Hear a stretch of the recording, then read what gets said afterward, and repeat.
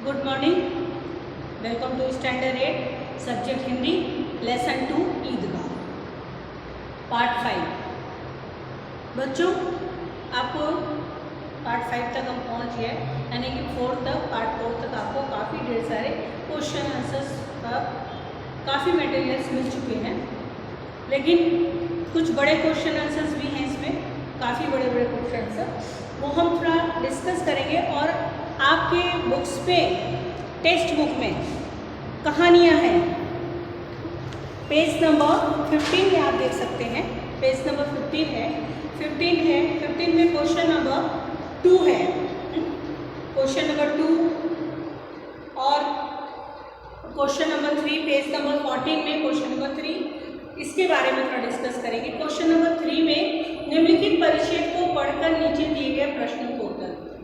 आपको परिच्छेद पढ़ना है और उसके बाद इसके नीचे के आंसर देने हैं, ठीक है। परिच्छेद पढ़ करके आपको आंसर देना है।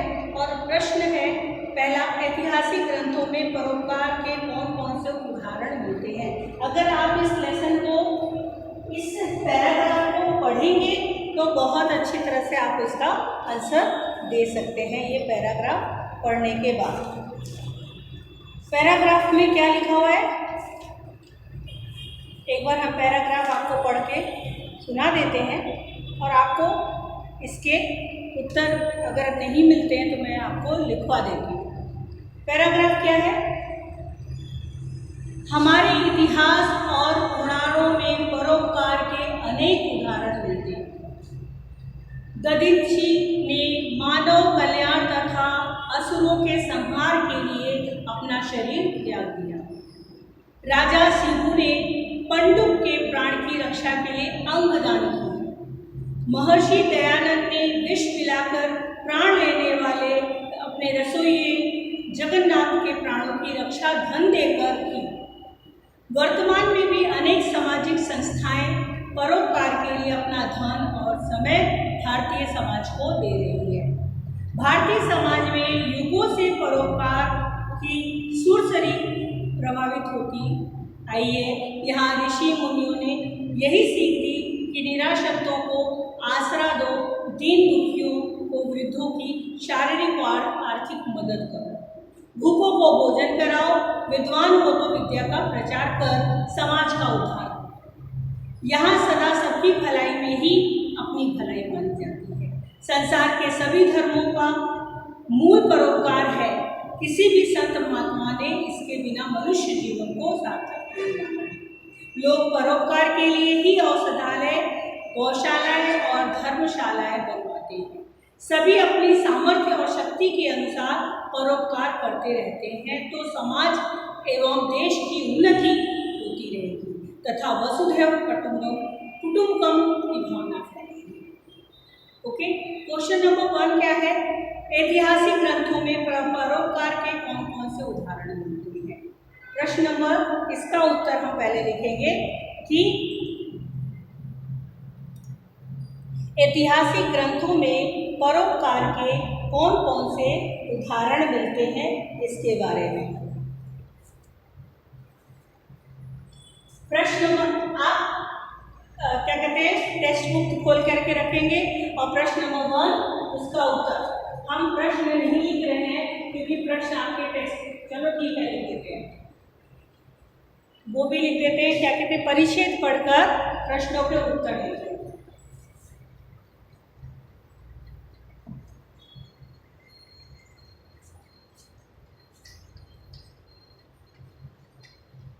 परिच्छेद पढ़कर प्रश्नों के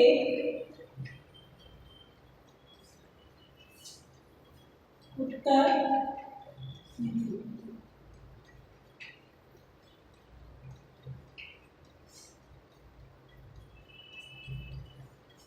ओके। नंबर 1 प्रश्न नंबर 1,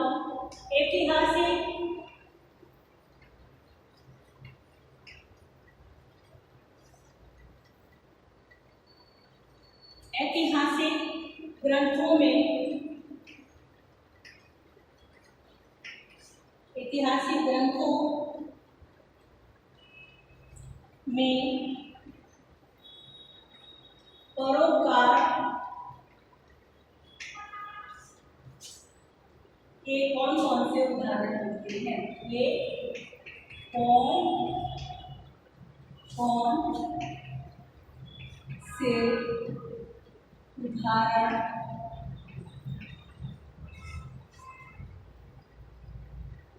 मिलते हैं?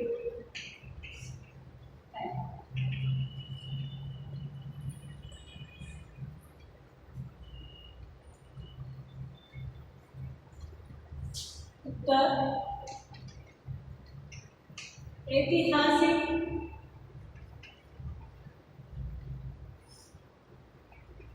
ग्रंथों में परोपकार के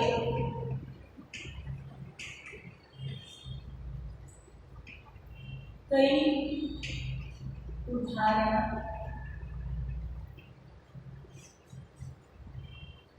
मिलते हैं। कई उदाहरण मिलते हैं, जैसे नंबर 1 महर्षि दधीची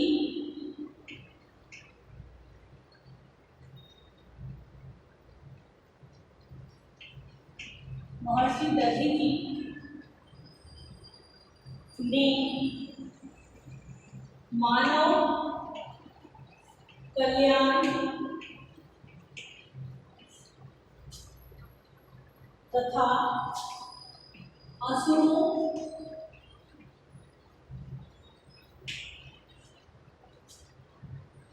के विनाश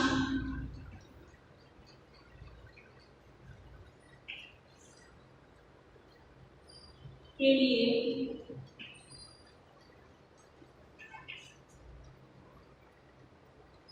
अपना शरीर त्याग किया। नंबर 2 राजा शिबी ने अपने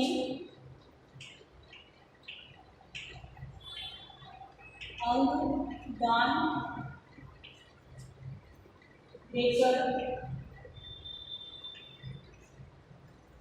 एक कबूतर के प्राण बचाए। एक कबूतर के प्राण बचाए।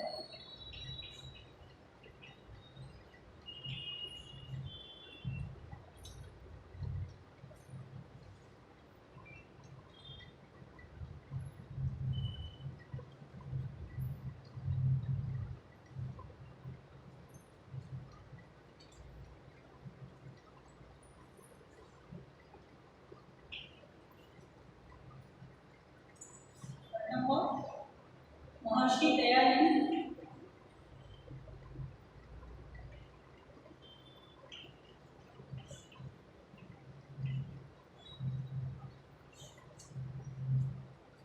महर्षि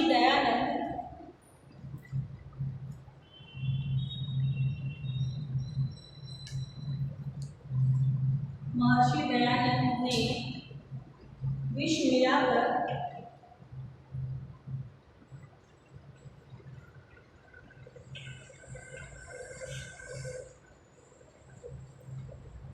प्राण लेने वाले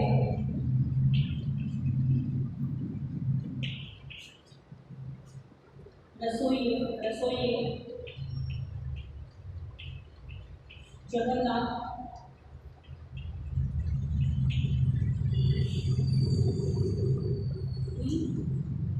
की जान धन बचाई।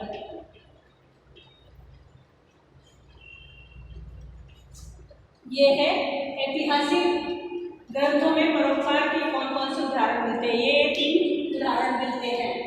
महर्षि दधीची ने मानव कल्याण तथा असुरों के विनाश के लिए अपना शरीर त्याग दिया। राजा शिवी ने अपने अंग दान देकर कबूतरों के प्राण बचाए और महर्षि दयानंद ने विष मिलाकर प्राण लेने वाले रसोइये जगन्नाथ की जान धन बचाकर।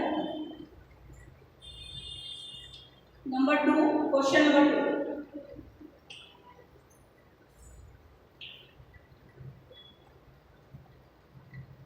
ऋषि मुनियों ने हमें क्या सीख दी?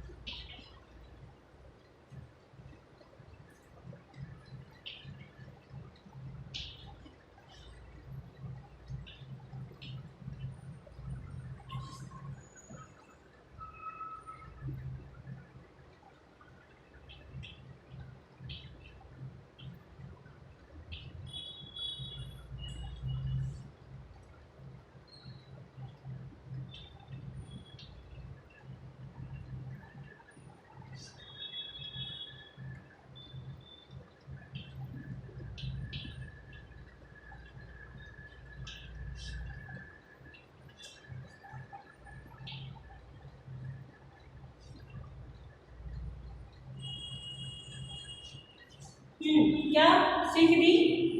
ऋषि मुनियों ने हमें क्या सीख दी? क्या हमें सीख दी है ऋषि मुनियों ने? ऋषि मुनियों ने हमें सीख दी कि निराश्रित बेघरों, जो निराश्रित होते हैं, जिनका घर नहीं होता है, उनको आश्रय दो और दीन दुखियों और वृद्धों की शारीरिक तथा आर्थिक मदद करो, भूखों को भोजन कराओ और यदि आप विद्वान हो तो विद्या का प्रचार करो। ये ऋषि मुनियों ने हमें सीख दी है। अब क्वेश्चन नंबर 3 है,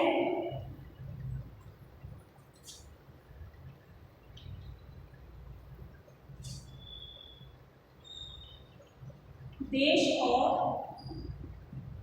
समाज की उन्नति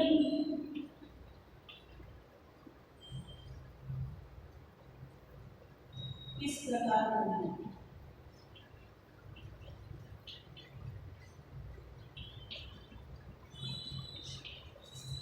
देश और समाज की उन्नति किस प्रकार होगी?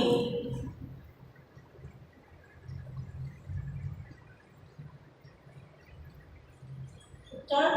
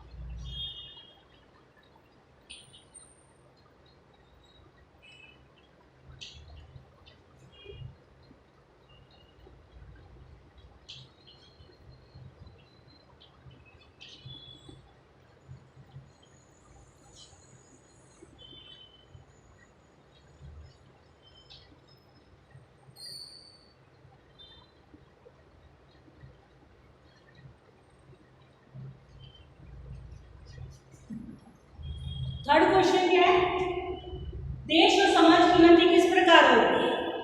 तो यदि सभी लोग अपनी सामर्थ्य और शक्ति के अनुसार परोपकार करते रहे तो देश और समाज दोनों की उन्नति होगी। ठीक है, ये 3 क्वेश्चन है सर। फिर उसके बाद नेक्स्ट क्वेश्चन है आपका कि विलोम शब्द लिखना है। क्वेश्चन नंबर 4 पे विलोम शब्द है, विलोम शब्द लिखो।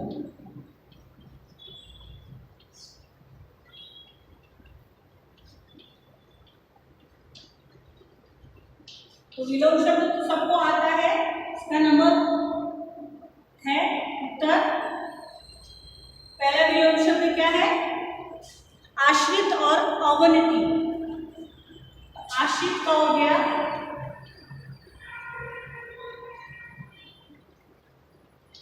आश्रित का अनाश्रित, अनाश्रित,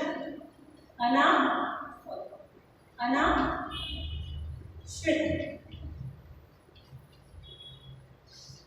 और उसके बाद अवनति का उन्नति।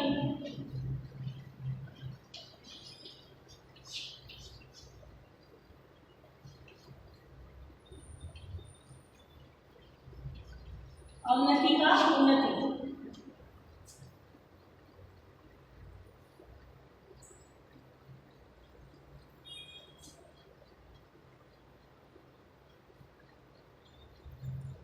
अब उसके बाद 5th क्वेश्चन है, परिच्छेद के आधार पर अपने साथियों से पूछने के लिए 3 प्रश्न बनाइए। ठीक है, अब ये 3 प्रश्न जो है वो इसको जाने देते हैं। अब 6 नंबर, इस परिच्छेद को उचित शीर्षक दीजिए। तो इस परिच्छेद का उचित शीर्षक क्या होगा, उचित शीर्षक इसका यही होगा, परोपकार की महिमा। ठीक है, शीर्षक हम ऊपर ही लिख देते हैं, आप लोग उत्तर में लिख लीजिएगा शीर्षक।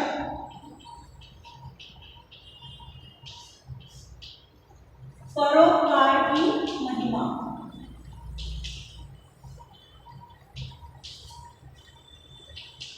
इसका शीर्षक यही होगा, क्योंकि पूरे जो है स्टैंजा में परोपकार के बारे में ही बताया गया है और परोपकार के लिए ही जो है सीख दी गई है कि परोपकार के लिए हमें क्या क्या सीख मिलनी चाहिए या हमें क्या सीख दी है, क्या ऋषि मुनि ने हमें क्या सीख दी है। यही दी है कि लोगों को का भला करो और आप परोपकार करो। ठीक है, तो ये हमारा क्या कहते हैं, प्रश्नों को उत्तर दीजिए, ये आ गया। अब कुछ क्वेश्चन है, जैसे तुम भी हामिद की तरह किसी न किसी मेले में गए। ये हम थोड़ा डिस्कशन ही कर लेते हैं, आपको लिखना होगा।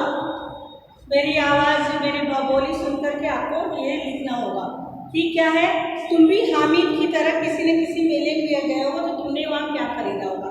ये तुम्हारा अपना ओन है, यानी कि तुमको अपने शब्दों में ये लिखना है कि तुम मेले में गए हो तो तुम मेले में क्या क्या खरीदते हो। और उसके बाद है, यदि तुम मेले में दादी के लिए कुछ खरीदना चाहते हो तो तुम्हारे दादी पर डिपेंड है कि तुम्हारी दादी को किस चीज़ की ज़रूरत है, क्या चीज़ की। जैसे हामिद को लगा कि दादी को लोहे के चिमटे की ज़रूरत है तो दादी के लिए उसने लोहे के चिमटे खरीदे। ठीक है, लेकिन आपको अपनी दादी के लिए पूछना, दादी का एक्टिविटी, हॉबी, ये सब देख करके आप मेले में जाते हो तो दादी के लिए जो उनको यूजफुल हो, जो उपयोग कर सके, वो चीज़ आप खरीद सकते हो। ठीक है, उसके बाद क्वेश्चन है, निम्नलिखित शब्दों के समानार्थी और विरोधी शब्द रिक्त स्थान में लिखिए। ये क्वेश्चन नंबर कौन सा है, यहाँ पे 2 नंबर है, स्वाध्याय का 2 नंबर। स्वाध्याय का 2 नंबर, यहाँ पे समानार्थी है शीतल का ठंडा और विरोधी है उसका उष्ण। तो ये मैं आपको ब्लैक बोर्ड पर लिखवा देती हूँ। ठीक है,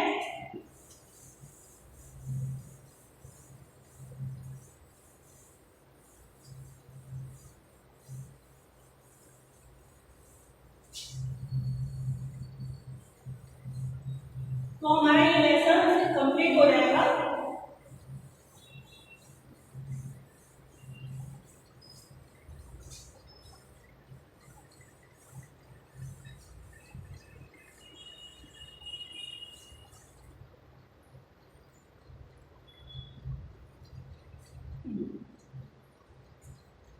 यहाँ पे समानार्थी भी लिखना है, समानार्थी, और उसके बाद विरोधी भी लिखना है, यानी कि विलोम शब्द भी लिखना है। और शब्द दिया है आपका पहला शीतल, तो शीतल का समानार्थी होता है ठंडा, और इसका विरुद्धार्थी होता है उष्ण, गर्मी। फिर प्रसन्न, इसका समानार्थी होता है खुश, विरुद्धार्थी होता है खिन्न, यानी कि दुखी। फिर गरीब, गरीब का समानार्थी होता है दीन, और विरुद्धार्थी तो होता है अमीर। फिर है अंधकार,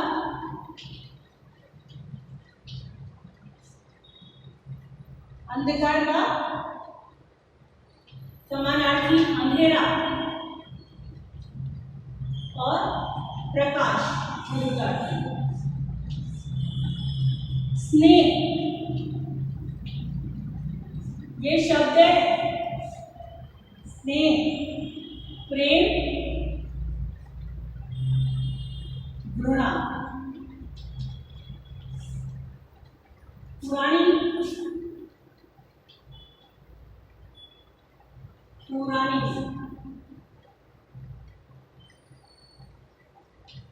प्राचीन, नई। ये शब्द, और ये टेक्स्ट बुक में स्वाध्याय का क्वेश्चन नंबर 2 है। क्वेश्चन 2 स्वाध्याय, स्वाध्याय का क्वेश्चन 2 है, समानार्थी और विरुद्धार्थी दोनों लिखना है।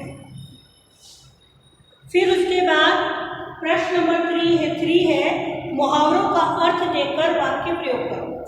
मुहावरों का अर्थ देकर वाक्य प्रयोग करो, ये प्रश्न नंबर 3 में है, स्वाध्याय का है। तो ये मुहावरे बेड़ा पार लगाना, बाल बांका न होना, छाती पीट लेना और दिल चीर लेना, ये सब मुहावरे आपके टेक्स्ट बुक में आगे दिए हुए हैं, जहाँ पे शब्दार्थ लिखा है पेज नंबर 13 में है। फिर उसके बाद क्वेश्चन नंबर 4 है रूपरेखा के आधार पर कहानी को पूर्ण की।